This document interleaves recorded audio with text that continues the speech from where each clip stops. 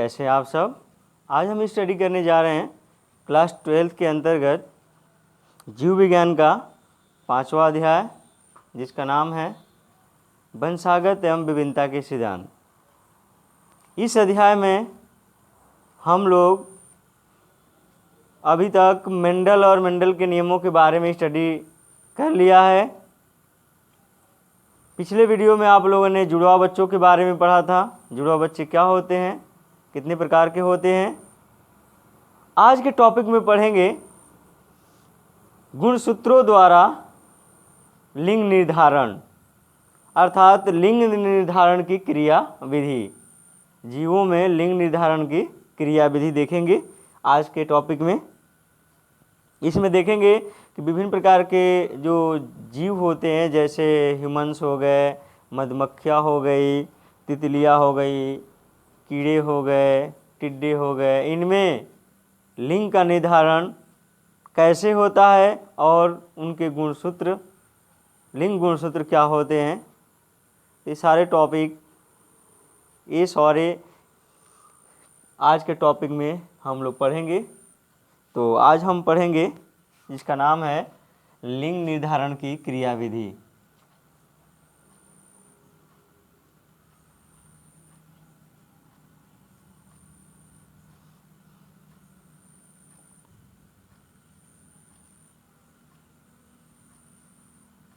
लिंग निर्धारण की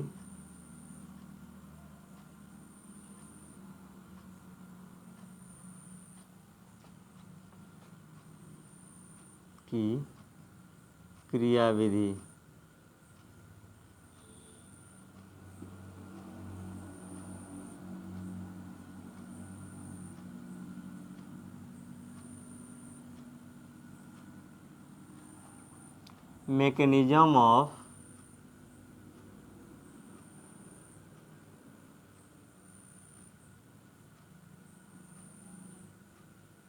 mechanism of sex determination।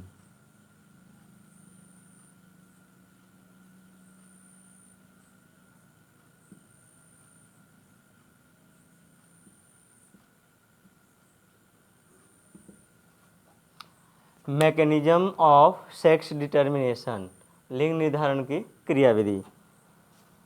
इस टॉपिक को पढ़ने से पहले हम लोग जान लें कि जो लिंग गुणसूत्र होते हैं, मतलब गुणसूत्र होते हैं, कितने प्रकार के होते हैं। तो सबसे पहले हम जानेंगे गुणसूत्रों के बारे में। तो मानव के अंतर्गत पहले देख लेते हैं ह्यूमन्स के अंतर्गत।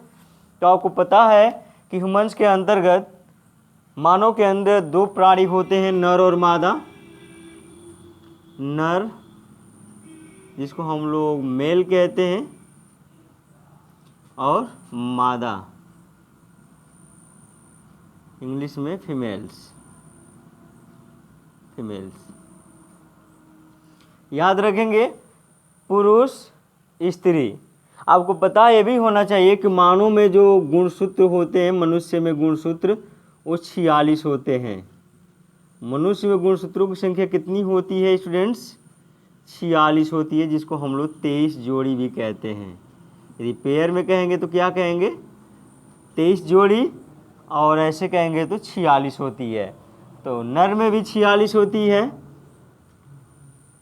गुणसूत्रों की संख्या, पुरुष में भी 46 होती है और स्त्री में भी 46 होती है। 23 जोड़ी दोनों में होते हैं। इसको 23 जोड़ी भी लिख सकते हैं, आप समझ रहे हैं। यहाँ से जब इनमें लिंग निर्धारण होता है तो आपको बता दें कि 22 जोड़ी गुणसूत्र पुरुष के, यहाँ देखेंगे 22 जोड़ी अर्थात 44 गुणसूत्र किसके? पुरुष के, और 44 गुणसूत्र स्त्री के समान होते हैं। समान होने का मतलब समझ रहे हैं ना? ये एक समान होते हैं और शरीर की रचना करते हैं, शरीर का निर्माण करते हैं, लिंग का निर्धारण नहीं करते हैं।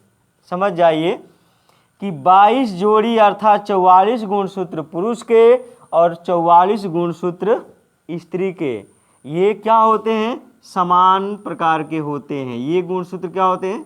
समान होते हैं, समान होते हैं। तथा क्या करते हैं? शरीर की कायिक अंगों की रचना करते हैं, निर्माण करते हैं। जबकि एक जोड़ी गुणसूत्र किसके? एक जोड़ी अर्थात दो, एक जोड़ी गुणसूत्र पुरुष के अर्थात नर के और एक जोड़ी गुणसूत्र मादा के क्या कहलाते हैं? असमान होते हैं, समान नहीं होते हैं, असमान होते हैं, असमान होते हैं। आप लोगों ने देखा यहाँ पर कि 44 गुणसूत्र पुरुष के और 44 गुणसूत्र स्त्री के समान होते हैं, जिनको कायिक या दैहिक गुणसूत्र कहते हैं। याद रखेंगे, कायिक या दैहिक गुणसूत्र, दैहिक गुणसूत्र। यहाँ बहुत इंपॉर्टेंट चीज़ें हैं, याद रखेंगे, जिसको ऑटोसोम्स इंग्लिश में कहते हैं। ऑटोसोम्स कहलाते हैं। अर्थात 44 गुणसूत्र नर के और 44 गुणसूत्र मादा के दैहिक या कायिक गुणसूत्र कहलाते हैं, समान प्रकार के होते हैं 46 में से। आप लोग समझ रहे हैं।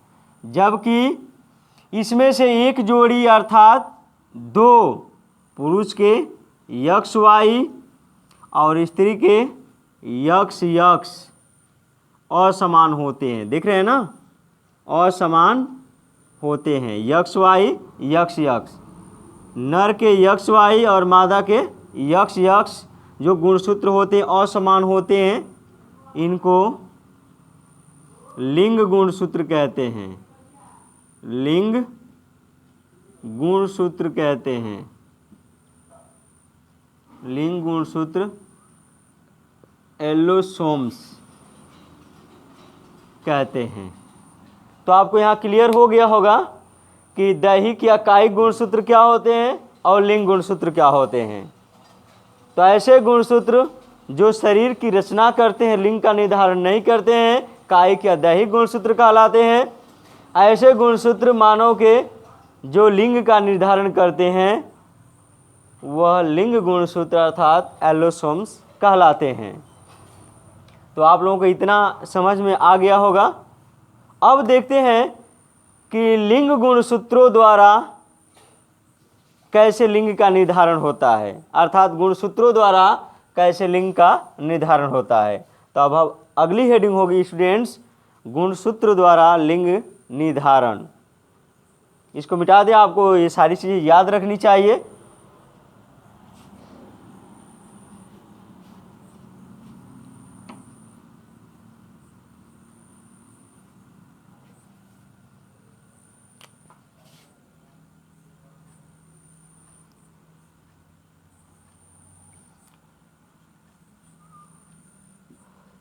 गुणसूत्रों द्वारा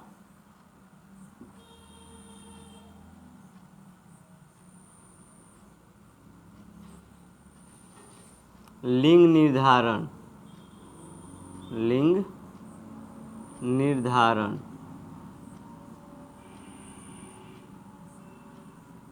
गुणसूत्रों द्वारा लिंग निर्धारण।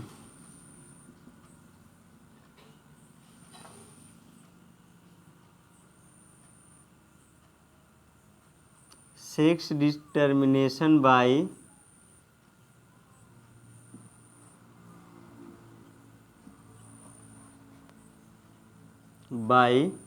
Chromosomes.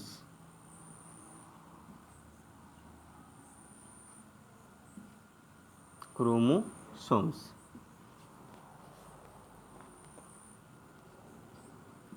Sex determination by chromosomes. यहाँ देखेंगे गुणसूत्रों द्वारा जो लिंग निर्धारण है, इसमें सबसे पहले देखेंगे कि किस गुणसूत्र द्वारा लिंग निर्धारण किन जीवों में होता है। तो यहाँ पर पहला हम देखेंगे पहला इसमें देखेंगे students, x x x x एवं यक्स वाई गुणसूत्र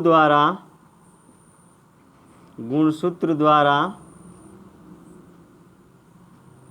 लिंग निर्धारण।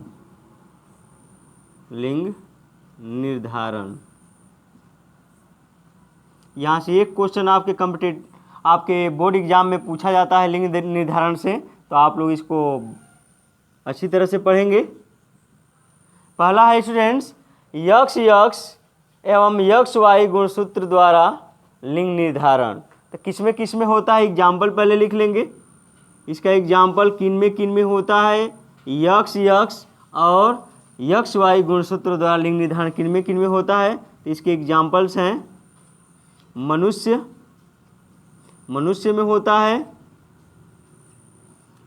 मनुष्य में और ड्रोसोफिला मक्खी में, ड्रोसोफिला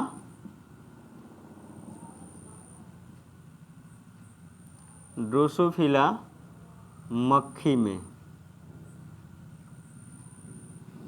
तो यहाँ पर आप लोगों ने देखा कि यक्स यक्स और यक्स वाई गुणसूत्रों द्वारा लिंग निर्धारण मनुष्य में और ड्रोसोफिला मक्खी में होता है। कैसे होता है, थोड़ा इसकी क्रियाविधि देख लेते हैं।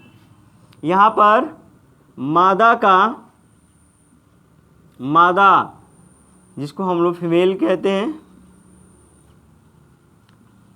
फीमेल का जो क्रोमोसोम्स होता है, ये जनक हो गए, जनक। मादा का जो क्रोमोसोम होता है यक्स यक्स होता है, और नर का क्रोमोसोम होता है स्टूडेंट्स यक्स वाई। याद रखेंगे, यहाँ पर थोड़ी क्रियाविधि को समझ लेंगे। यहाँ से युग्मक बनाएंगे, जनक से क्या बनते हैं, युग्मक बनते हैं।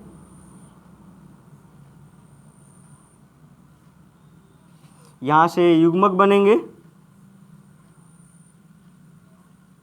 गैमिट्स का फॉर्मेशन होगा। जनक से क्या बनते हैं स्टूडेंट्स, आप लोग पढ़ चुके, गैमिट्स बनते हैं। और यहाँ होता है मियोसिस, जिसको हम लोग अर्धसूत्री कहते हैं। गैमिट्स का फॉर्मेशन अर्धसूत्री विभाजन द्वारा होता है। यहाँ भी सेम कंडीशन होगी, यहाँ भी क्या होगा, अर्धसूत्री होगा, अर्धसूत्री, और गैमेट का फॉर्मेशन होगा। देख लीजिए किसका किसका हो रहा है, कैसे हो रहा है गैमेट का फॉर्मेशन। तो यहाँ से दोनों गैमेट्स अलग हो जाएंगे, यहाँ यक्स आ जाएगा, यहाँ भी यक्स आ जाएगा, ये यक्स इधर आ जाएगा और यह यक्स इधर आ जाएगा, और यह यक्स इधर आ जाएगा, और यह वाई इधर आ जाएगा। तो इस तरह आप लोगों ने देखा कि युग्मक का गैमेट्स का फॉर्मेशन हो गया है। अब निषेचन करा देते हैं, निषेचन करा लीजिए। यहाँ पर इसका निषेचन इसके साथ, नर के साथ, तो क्या बनेंगे, यक्स यक्स। यहाँ पर निषेचन करा रहे हैं, जिसको आप लोगों ने पीछे क्रॉस कहा था, यहाँ पर क्या लिखेंगे, निषेचन। नर युग्मक का मादा युग्मक से संलयन क्या कहलाता है, निषेचन कहलाता है। निषेचन के बाद द्विगुणित युग्मनज बनेगा, जैसा कि आप लोगों ने यहाँ दिख रहे हैं, आप लोग दिख रहे हैं। अब इसका क्रॉस इसके साथ, तो क्या बनेगा, यक्स वाई। इसका क्रॉस इसके साथ, तो यक्स वाई हो गया। अब इसका क्रॉस इन दोनों के साथ, तो इसका क्रॉस इसके साथ क्या बनेगा, यक्स यक्स बनेगा।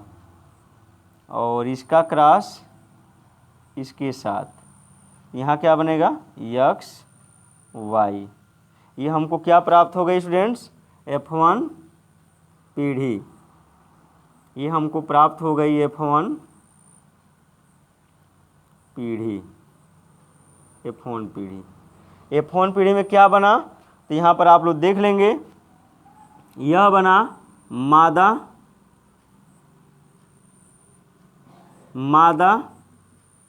क्योंकि मादा का क्रोमोसोम आप लोग देख लीजिए क्या है, मादा का क्रोमोसोम्स यक्स यक्स है, मादा बनी, ये क्या बना, नर बना, नर का क्रोमोसोम्स यक्स वाई है, ये मादा और यह नर। तो इस तरह F1 पीढ़ी में जो परसेंटेज आ रहा है 50% मादा बनने का चांस है और 50% नर। इसमें रेशियो क्या आ रहा है स्टूडेंट्स, 50-50% का आ रहा है। 50% नर बन रहे हैं और 50% मादा, 50% मादा। तो इस तरह यह यक्स यक्स एवं यक्स वाई गुणसूत्र द्वारा लिंग निर्धारण हो रहा है किसमें, मनुष्य में और ड्रोसोफिला मक्खी में। तो आपका पहला यक्स यक्स और यक्स वाई गुणसूत्रों द्वारा लिंग निर्धारण पूरी तरह से खत्म हुआ। अब दूसरा देखेंगे यक्स यक्स और यक्स जीरो द्वारा लिंग निर्धारण। दूसरा टॉपिक होगा students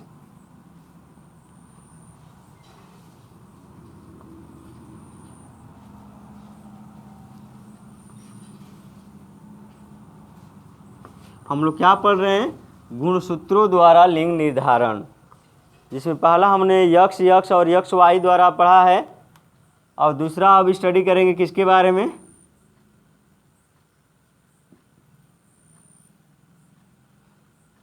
x x x x और यक्स जीरो गुणसूत्रों द्वारा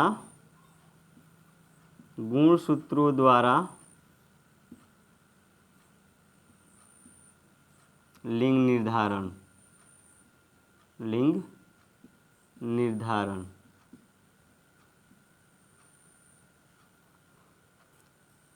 यहाँ से क्वेश्चन बहुत घुमा फिरा कर पूछे जाते हैं, आप लोग याद रखेंगे।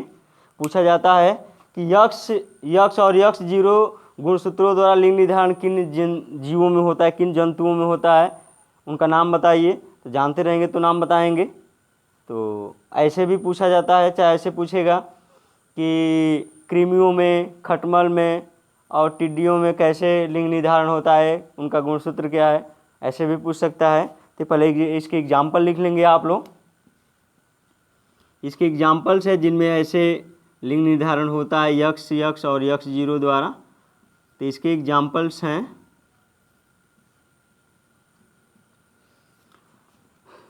टिड्डियों में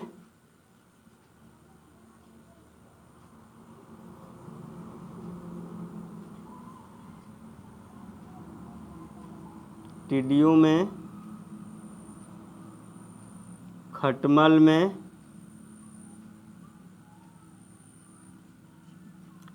में और कृमियों में।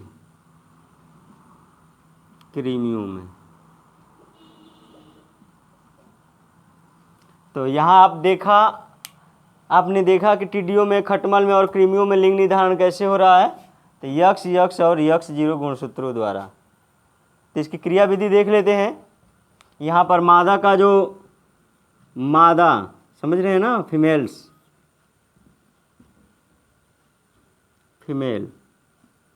मादा का जो गुणसूत्र होता है, ये जनक हो गए, जन्म देने वाले। मादा का जो गुणसूत्र होता है यक्स यक्स होता है और नर का होता है स्टूडेंट्स नर, जिसको हम लोग मेल कहते हैं इंग्लिश में। इसका जो गुणसूत्र होता है यक्स जीरो होता है। ये गुणसूत्र क्या होता है, एब्सेंट होता है, जिसको जीरो से दर्शाते हैं। यहाँ पर युग्मक का फॉर्मेशन करेंगे।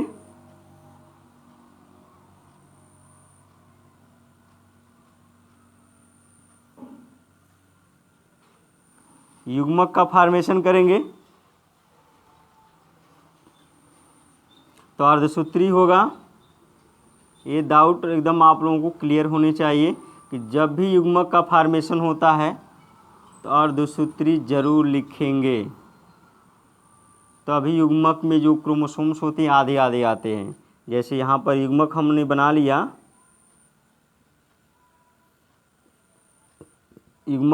तो यहाँ पर यक्स यक्स आ जाएगा, यहाँ पर यक्स जीरो आ जाएगा, यक्स जीरो। ठीक है स्टूडेंट्स, अब क्या करेंगे, निषेचन कराएंगे, यहाँ पर निषेचन कराएंगे। तो निषेचन भी करा लीजिए। इसका निषेचन इसके साथ क्या बनेगा, यक्स यक्स, इसका निषेचन इसके साथ एक्स जीरो, इसका निषेचन इसके साथ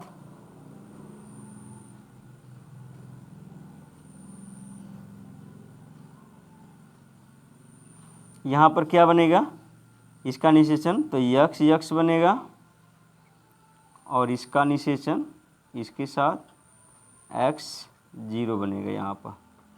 तो लिख लीजिए क्या बने हैं, F1 पीढ़ी हमें प्राप्त हुई, F1 पीढ़ी प्राप्त हुई। तो ये क्या बना, मादा बना, मादा देख रहे हैं ना, मादा बना। ये क्या बना, नर बना, ये मादा, ये नर। तो यहाँ भी आप देख रहे हैं कि 50% नर बन रहे हैं F1 पीढ़ी में और 50% क्या बन रहे हैं स्टूडेंट्स, मादा बन रही हैं। जो रेशियो है, रेशियो में कोई अंतर नहीं आ रहा है, 50-50% के रेशियो से बन रहे हैं F1 पीढ़ी में नई संतानें, और सिर्फ इसके गुणसूत्र में परिवर्तन आ रहे हैं। गुणसूत्र इसका यक्स यक्स है, यक्स जीरो है, इससे पहले वाले का यक्स यक्स था, यक्स वाई था। एग्जाम्पल भी आप लोग क्लियर रखेंगे। तो ये रहा यक्स यक्स और यक्स जीरो गुणसूत्रों द्वारा लिंग निर्धारण टिड्डियों में, खटमल में, कृमियों में कैसे होता है, आप लोगों ने देख लिया। अब आगे देखेंगे तीसरा जो लिंग निर्धारण की क्रिया विधि है, जेड डब्ल्यू और जेड जेड। इसको मिटा देते हैं।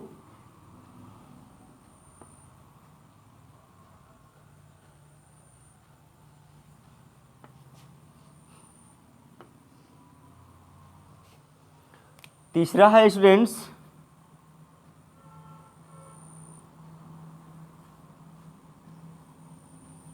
जेड डब्ल्यू और Z Z, Z Z, Z W Z Z गुणसूत्रों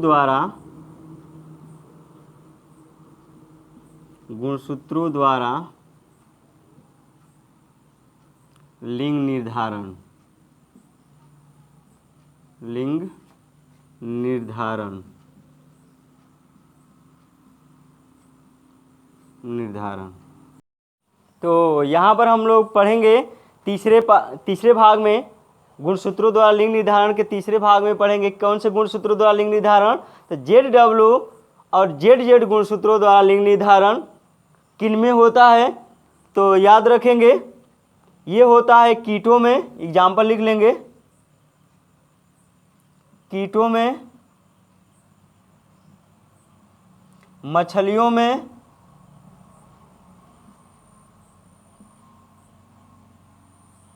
मछलियों में, और किस में होता है स्टूडेंट्स, सरीसृपों में, सरीसृपों में। सरीसृप का मतलब समझ रहे हैं, ऐसे प्राणी जो रेंग कर चलते हैं, सरीसृपों में।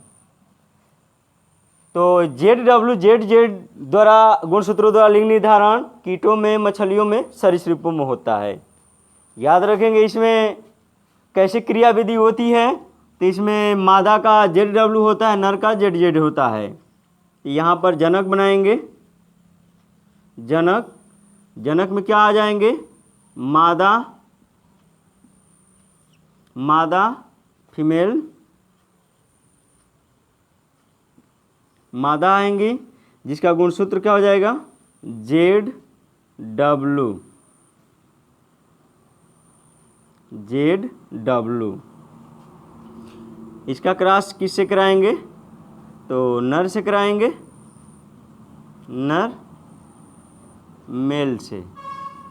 इसका क्या हो जाएगा, जेड जेड। यहाँ पर युग्मक का फॉर्मेशन करेंगे,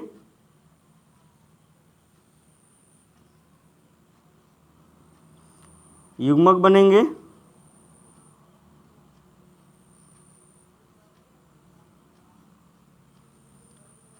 यहाँ भी युग्मक बनेंगे,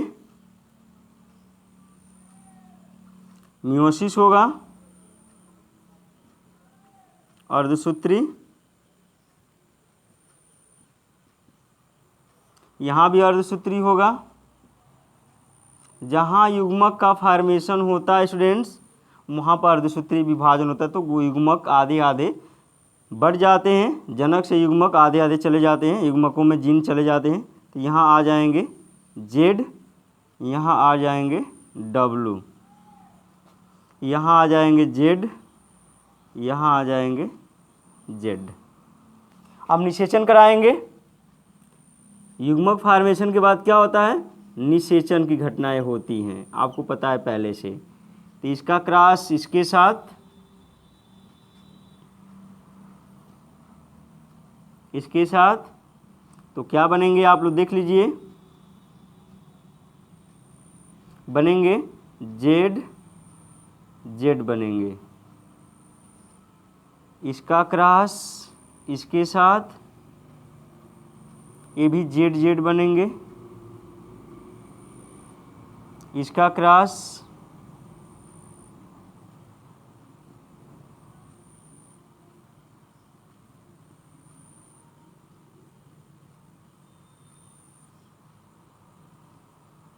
इसके साथ क्या बनेंगे, जेड डब्लू बनेंगे, जेड डब्लू।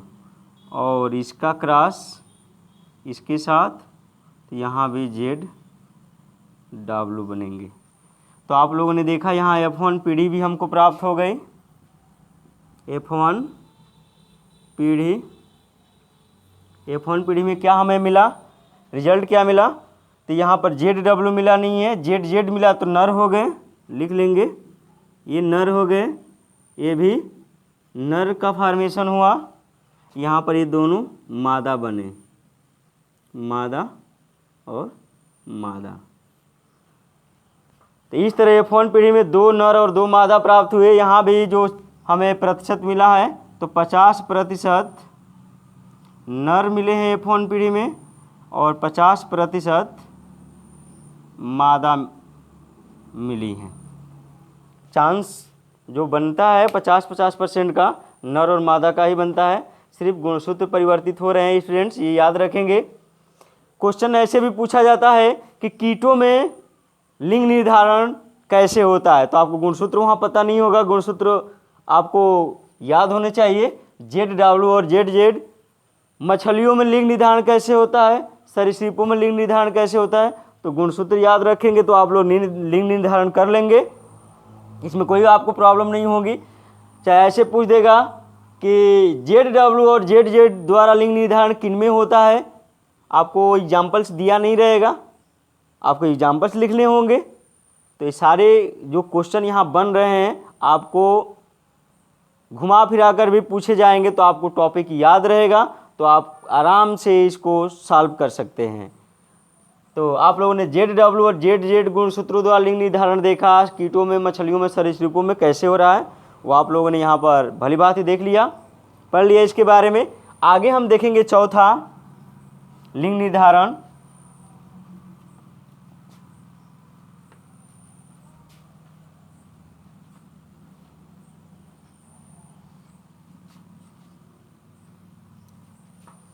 चौथा है स्टूडेंट्स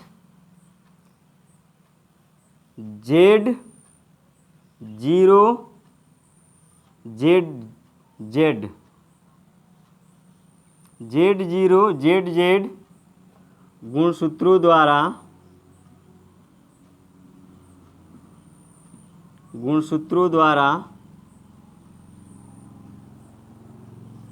लिंग निर्धारण।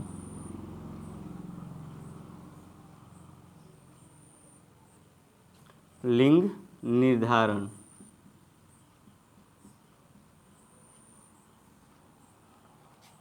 तो यहाँ पर आप लोग गुणसूत्र याद रखेंगे, ये चौथा है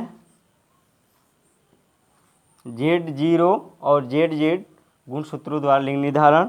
इसके एग्जाम्पल्स लिख लेंगे आप लोग, इसके एग्जाम्पल्स हैं तितलियों में तितलियों में और माथ एक प्रकार का कीड़ा होता है स्टूडेंट्स, माथ कीड़ा में। माथ कीड़ा ऐसे कुछ स्ट्रक्चर होती है, आप लोग खुद ब खुद आप लोग गूगल से सर्च कर लेंगे। माथ कीड़ा ऐसे उसकी स्ट्रक्चर होती है, ऐसे ये पेड़ों से चिपके होते हैं माथ कीड़े। इसमें भी जो लिंग निर्धारण कैसे होता है, Z0 और ZZ गुणसूत्रों द्वारा होता है। तो ये सारे टॉपिक आप लोग डाउट क्लियर करते चलें कि आपको प्रॉब्लम ना हो। एग्जाम्पल याद रखेंगे, बहुत इंपॉर्टेंट्स हैं। तो Z0 ZZ गुणसूत्रों द्वारा लिंग निर्धारण तितलियों में और माथ कीड़ा में हो रहा है। कैसे हो रहा है, थोड़ी उसकी क्रियाविधि देख लेते हैं। जो मादा का जो गुणसूत्र होता है Z0 होता है, फीमेल ये जनक हो गए, जन्म देने वाले। इसका गुणसूत्र क्या है स्टूडेंट्स, Z0 Z0।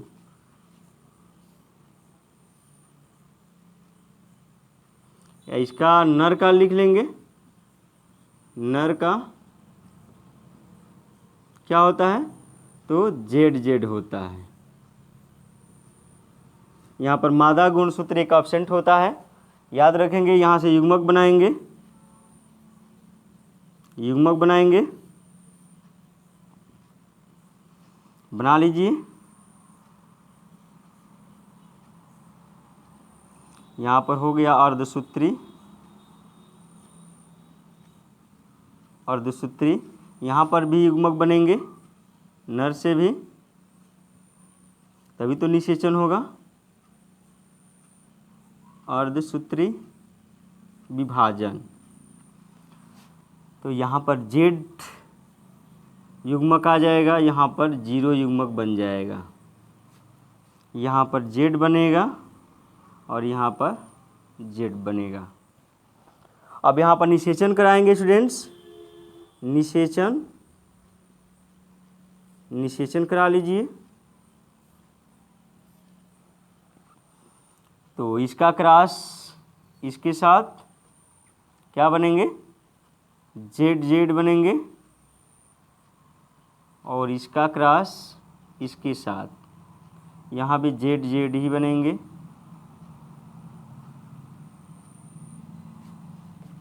फिर इसका क्रॉस इसके साथ Z0 बनेंगे।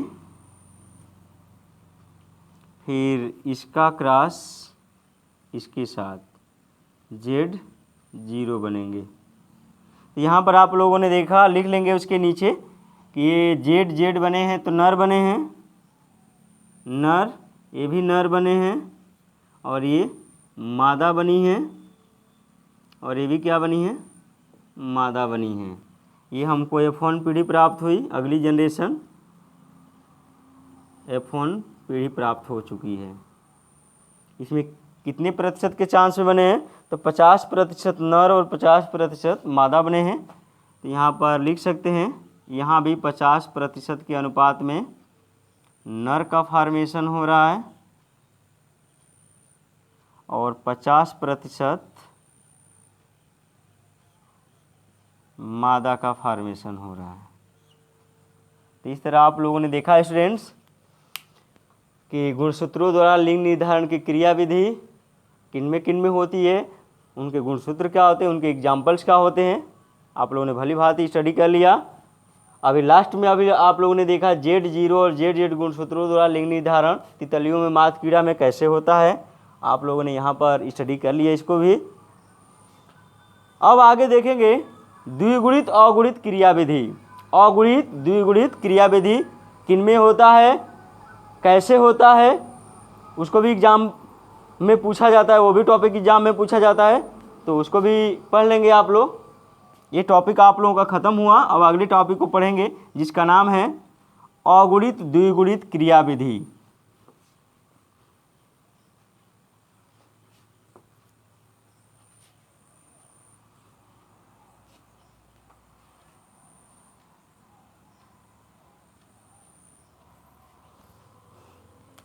दूसरा हो जाएगा, पहला था लिंग गुणसूत्रों द्वारा लिंग निर्धारण, अब यहाँ पर दूसरा देखेंगे अगुणित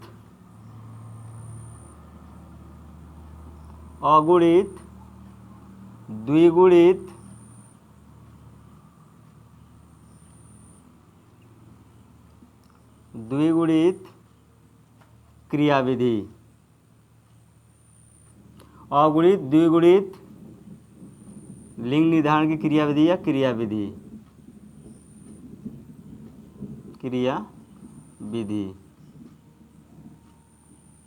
ये अगुणित द्विगुणित क्रियाविधि क्या है, इसको भी आप लोग पढ़ेंगे, क्योंकि यहाँ से भी ढेर सारे क्वेश्चन पूछे जाते हैं। इसके एग्जाम्पल्स हैं किन में होता है, तो अगुणित द्विगुणित क्रियाविधि किन में होता है स्टूडेंट्स, तो एग्जाम्पल हम बता देते हैं आपको। एग्जाम्पल्स हैं चींटियों में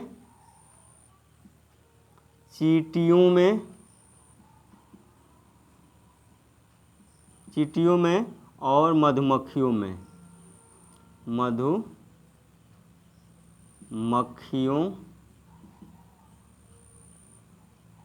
मधुमक्खियों में द्विगुणित अगुणित क्रियाविधि किसमें होता है, तो चींटियों में, मधुमक्खियों में कैसे होता है, तो याद रखेंगे। आपको मधुमक्खी का एक ही एग्जाम्पल लेकर बता देते हैं, दोनों में सेम कंडीशंस होगी। तो यहाँ पर देखेंगे जो मधुमक्खी के छत्ते होते हैं, हम मधुमक्खी के छत्ते बना लेते हैं,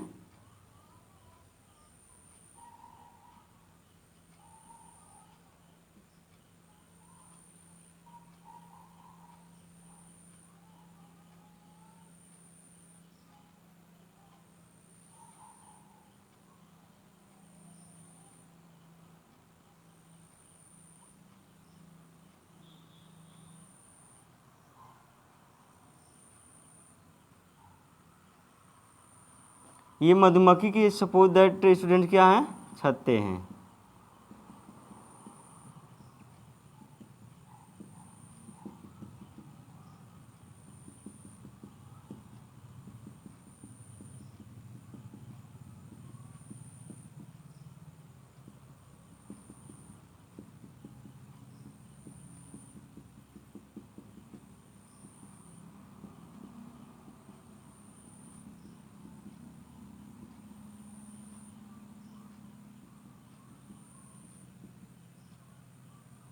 ये क्या हो गया, मधुमक्खी का छत्ता हो गया स्टूडेंट्स, याद रखेंगे।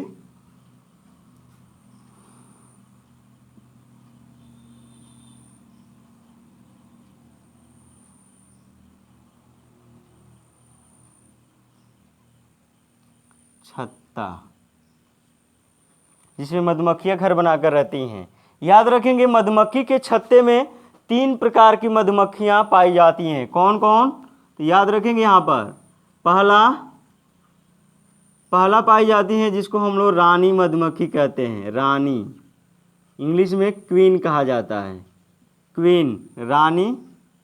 दूसरा वर्कर जिसको हम लोग श्रमिक कहते हैं, श्रमिक। और तीसरा होते हैं ड्रोन, इनको ड्रोन ही कहा जाता है। तो यहाँ पर आप लोगों ने देखा स्टूडेंट्स कि मधुमक्खी के छत्ते में ये तीनों पाए जाते हैं, ड्रोन भी, रानी भी, श्रमिक भी और ड्रोन भी। लेकिन इसमें याद रखने की बात यह है कि जो श्रमिक मधुमक्खी होते हैं, श्रमिक की बात कर रहे हैं, यह जनन में भाग नहीं लेते हैं, इसमें ड्रोन नर का कार्य करता है और रानी मादा का कार्य करती है, अर्थात ये दोनों मिलकर जनन की क्रिया करते हैं। इसमें गुणसूत्रों की बात किया जाए तो जो रानी मधुमक्खी में गुणसूत्र होते हैं, यहाँ पर याद रखेंगे रानी मधुमक्खी में गुणसूत्र होते हैं स्टूडेंट्स, वो होते हैं 32। श्रमिक में भी गुणसूत्र कितने होते हैं, 32। लेकिन यहाँ पर देखेंगे ड्रोन में जो गुणसूत्र होते हैं स्टूडेंट्स वो होते हैं 16। अर्थात यह दोनों जो रानी और श्रमिक होते हैं द्विगुणित अवस्था में होते हैं, जबकि ड्रोन क्या होते हैं, अगुणित अवस्था में होते हैं। देख लेंगे इसमें लिंग निर्धारण कैसे होता है। तो यहाँ पर मान लेते हैं कि मादा हो गई कौन, रानी, ये रानी मधुमक्खी हो गई फीमेल, और नर क्या हो गया, ड्रोन हो गया। ड्रोन हो गया क्या चीज, मेल। मेल। आपको पता है कि गुणसूत्र कितने हैं, तो रानी मधुमक्खी में गुणसूत्र हैं 32, यहाँ देख रहे हैं, और यहाँ पर ड्रोन मधुमक्खी में कितने गुणसूत्र हैं, 16। ये हो गए जनक, ये हो गए जनक। आपको पता है कि जन्म देने वाले जनक होते हैं। जनक से क्या बनेंगे, युग्मक बनेंगे, युग्मक बनेंगे स्टूडेंट्स। तो युग्मक बना लीजिए। रानी से क्या बनेंगे, मादा युग्मक, मादा युग्मक, और ड्रोन से क्या बनेंगे, नर युग्मक, नर युग्मक। लेकिन यहाँ पर हमने आपको बताया था कि जब भी युग्मक का फॉर्मेशन होता है तो अर्धसूत्री विभाजन होता है। तो यहाँ भी रानी से जब युग्मक बनेंगे मादा युग्मक तो क्या होगा, अर्धसूत्री विभाजन होगा, अर्धसूत्री विभाजन होगा। अब गुणसूत्र कितने हो जाएंगे इसमें, मादा युग्मक में, तो अर्धसूत्री हो जाएंगे, तो 16 से क्या हो जाएंगे, 32 से क्या हो जाएंगे, 16 हो जाएंगे। लेकिन ड्रोन में अर्धसूत्री कराएंगे तो क्या हो जाएंगे, 8 हो जाएंगे। लेकिन ऐसा होता नहीं है, सिर्फ इसमें मधुमक्खी और चींटियों की बात कर रहे हैं। ड्रोन जो नर होता है, युग्मक का फॉर्मेशन होते समय सिर्फ यहाँ पर समसूत्री विभाजन होता है। याद रखेंगे स्टूडेंट्स, हर जगह आप लोगों ने अर्धसूत्री कराया है, लेकिन ड्रोन मधुमक्खी में युग्मक का फॉर्मेशन होता है तो समसूत्री विभाजन होता है, जिसके बाद यहाँ पर गुणसूत्र कितने आ जाएंगे, बराबर आ जाएंगे। समसूत्री हो रहा है तो बराबर आ जाएंगे। फिर इसमें क्या कराएंगे, निषेचन कराएंगे, निषेचन कराएंगे। तो निषेचन करा लीजिए। ये मादा युग्मक नर युग्मक क्या हो रहे हैं, संलयित हो रहे हैं, मिल रहे हैं। तो यहाँ पर क्या हो गया, द्विगुणित युग्मनज बन गया, यहाँ युग्मनज बन गया, युग्मनज, जिसमें गुणसूत्रों की संख्या कितनी हो गई, 16 और 16 32 हो गई। देख लिया स्टूडेंट्स, यहाँ पर यहाँ से क्या बनेगी, नई संतान बनेगी, नई संतान। तो नई संतान में आप देखेंगे गुणसूत्र क्या होंगे, 32 होंगे। तो यहाँ पर या तो रानी बनेंगी क्योंकि गुणसूत्र 32 है, या फिर वर्कर बनेंगे। यहाँ पर जो युग्मनज से नई संतान बन रही है स्टूडेंट्स, तो 32 गुणसूत्र वाले बन रही है। या तो रानी मधुमक्खी बन सकती है या तो श्रमिक मधुमक्खी बन सकते हैं। लेकिन ड्रोन कब बनेंगे, अब सवाल खड़ा हो रहा है कि ड्रोन का फॉर्मेशन कैसे होगा और कब होगा, क्योंकि यहाँ पर क्रोमोसोम्स कितने हैं, 16 हैं, जो कि यहाँ पर 16 16 नहीं आ रहे हैं। तो इसके लिए क्या होता है, तो आप लोग यहाँ लिख सकते हैं कि बनने वाली संतान यहाँ पर क्या होगी, क्या होगी स्टूडेंट्स, या तो रानी होगी, मादा होगी, रानी मतलब क्या, मादा होगी, या तो श्रमिक होगा, वर्कर होगा, या तो श्रमिक होगा। ये F1 पीढ़ी प्राप्त हो गई, F1 पीढ़ी। तो आप लोगों ने यहाँ देखा कि F1 पीढ़ी में या तो नर प्राप्त होंगे या तो रानी प्राप्त होगी मादा, या तो श्रमिक। नर का फॉर्मेशन नहीं हो रहा है। लेकिन यहाँ पर एक प्रोसेस पढ़ेंगे जिसको कहते हैं अनिषेक जनन, अनिषेक जनन, अनिषेक जनन। याद रखेंगे अनिषेक जनन किसे कहते हैं, पार्थेनोजेनेसिस। पार्थेनोजेनेसिस। पार्थेनोजेनेसिस क्या होता है, इसको भी कई बार पूछा गया है कि अनिषेक जनन क्या है। जब कोई जीव बिना निषेचन के अपनी अगली संतान को बना दे, जब कोई जीव बिना निषेचन के अपनी अगली संतान को बना दे, उस प्रोसेस को अनिषेक जनन कहते हैं। जैसा आप देखेंगे यहाँ पर, ये तो निषेचन के बाद क्या बन रही है, नई संतान बन रही है जिसमें गुणसूत्रों की संख्या 32 है। लेकिन यहाँ पर चींटियों और मधुमक्खियों में क्या होता है कि मादा युग्मक, मतलब रानी मधुमक्खी मादा युग्मक से बिना निषेचन के यहाँ लिख सकते हैं, बिना निषेचन के किसको बना देती है, ड्रोन को बना देती है। ड्रोन का फॉर्मेशन कर रही है, जिसमें गुणसूत्रों की संख्या कितनी है स्टूडेंट्स, 16 है। This process is called parthenogenesis, अनिषेक जनन। यह प्रक्रिया रानी मधुमक्खी के मादा युग्मक से बिना निषेचन के ड्रोन का बनना अनिषेक जनन का बेस्ट एग्जाम्पल्स है, सबसे बढ़िया उदाहरण है रानी के मादा युग्मक से बिना निषेचन द्वारा ड्रोन का बनना। तो इस तरह आप लोगों ने देखा द्विगुणित अगुणित द्विगुणित क्रियाविधि क्या है, किन में होता है, कैसे होता है, ये आप लोगों ने भली बात यहाँ पढ़ लिया, जान लिया कि रानी मधुमक्खी और ड्रोन मधुमक्खी मिलकर रानी मादा का और श्रमिक का निर्माण कर रही है। लेकिन यहाँ पर बिना निषेचन के मादा युग्मक से रानी मधुमक्खी मादा युग्मक से ड्रोन का निर्माण कर दे रही है, जो अनिषेक जनन कहलाता है। यह प्रक्रिया क्या कहलाती है, अनिषेक जनन।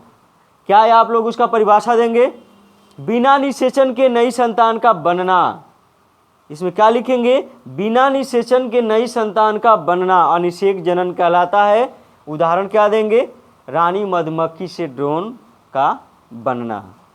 क्लियर हुआ स्टूडेंट्स। इस तरह आप लोगों का लिंग निर्धारण की क्रियाविधि पूरी तरह से खत्म हुई। और भी आप लोगों के लिंग निर्धारण की क्रियाविधि आपके बुक में दिया हुआ है, आप लोग खुद से पढ़ लेंगे। जो इम्पोर्टेंट है हमने यहाँ पर आपके सामने रखा है, पढ़ाया है।